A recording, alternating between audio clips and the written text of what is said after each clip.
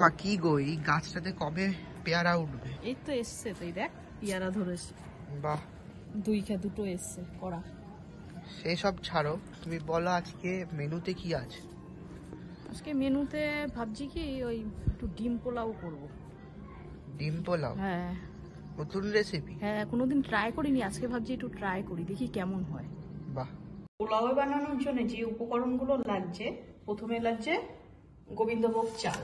আমি এই গ্লাসের 1 গ্লাস চাল নিয়েছি, এটা ভিজিয়ে ঝরা দিয়ে রেখেছি। আর লাগছে পেঁয়াজ, গোটা গরম মশলা, তেজপাতা, কাঁচা লঙ্কা আর আদা রসুন বাটা। বন্ধুরা, আমি ডিম আর আলুটা ভেজে নেব। প্রথমে দেবো ডিম, নুন, তেলের মধ্যে সাদা তেল দিয়ে করছি। প্রথমে দেবো নুন, এবারে ডিমটা ছেড়ে দেবো।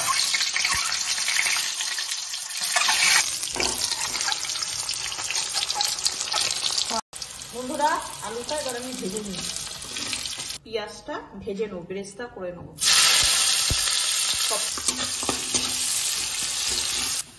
পেঁয়াজটা একটু লাল লাল হয়ে গেছে, এবার আমি তুলে নিচ্ছি। তেজপাতা, গরম মশলা দিয়ে দিচ্ছি, একটু পেঁয়াজ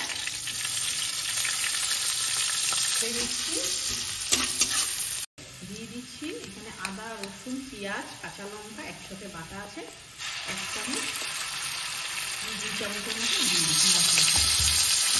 জিরাই নুন।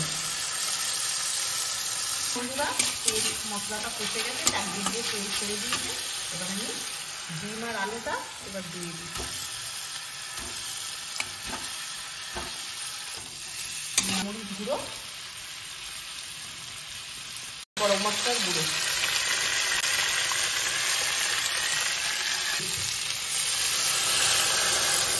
এটা রেডি হয়ে গেছে।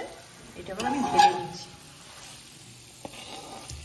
প্রথম পার্ট তো আপনাদের দেখালাম, এবার দ্বিতীয় পার্ট হচ্ছে আমি এই গ্লাসের 1 গ্লাস চাল নিয়েছিলাম, তার ডবল জল দিচ্ছি, 2 গ্লাস জল দেবো। প্রথমে 1 গ্লাস দিলাম, জলটা গরম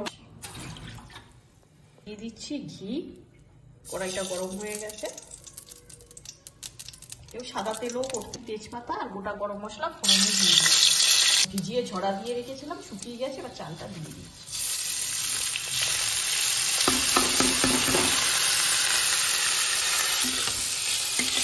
ভাজা হয়ে গেছে, ভিজিয়ে চালের মধ্যে কিছু দিলাম না, কেন ডিমের মধ্যে আছে যখন মশলা।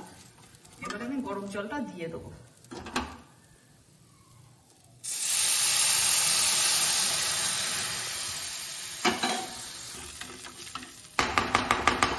দিয়ে দিচ্ছি,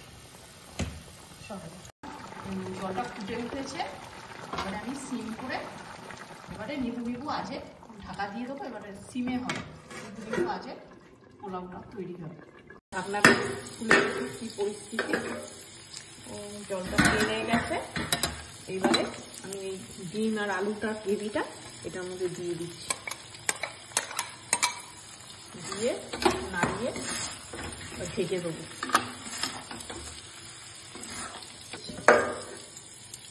বন্ধুরা, পোলাওটা আমার রেডি হয়ে গেছে। এবার আমি চিনি দিয়ে নামিয়ে নেবো, একটু নাড়া দিয়ে নামিয়ে নেবো।